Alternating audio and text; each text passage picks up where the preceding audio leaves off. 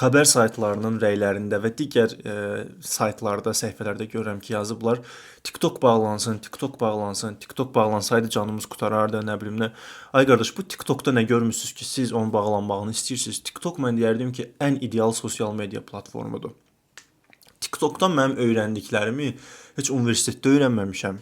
TikTokdan mən əldə elədiyim biliklər, məlumatları heç yerdən mən əldə edə bilməzdim. İndi bilirəm deyəcəksiniz ki, sən TikTokdan pul qazanırsan, ona görə fərqi yoxdur, ona qoyaq bir kənara. Lap qazanmıram. Lap mənim yerimə başqası olsun.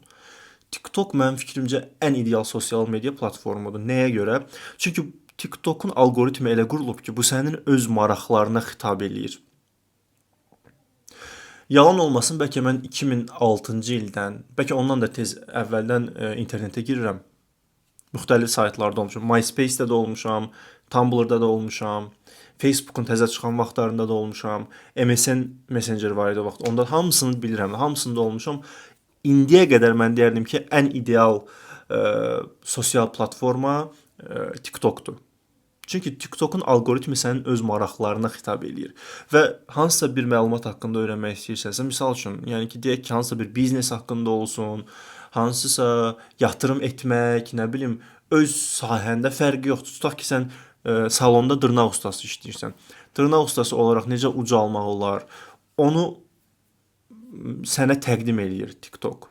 Başqa vaxt sən öz maraqların nədirsə, gedib onu araşdırmalıydın, bir oturub araşdırmalıydın səhərə qədər. İndi elə deyil. İndi açırsan TikToku, 3-4 dənə o videolara baxırsan, TikTok onu sənə təqdim eləyir, qarşıva çıxardır. Sanki bu şəraitləri sənə padnosda təqdim eləyir. Yararlanın da.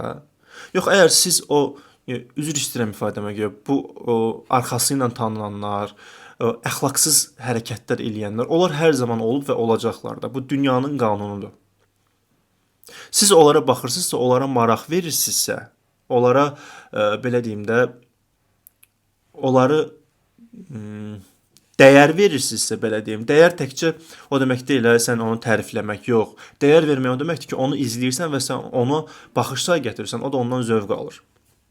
Siz bu insanlara dəyər verirsinizsə bu cəhətdən, öz fikrinizi ona verərək, əlbəttə ki, siz onu görəcəksiniz TikTokda.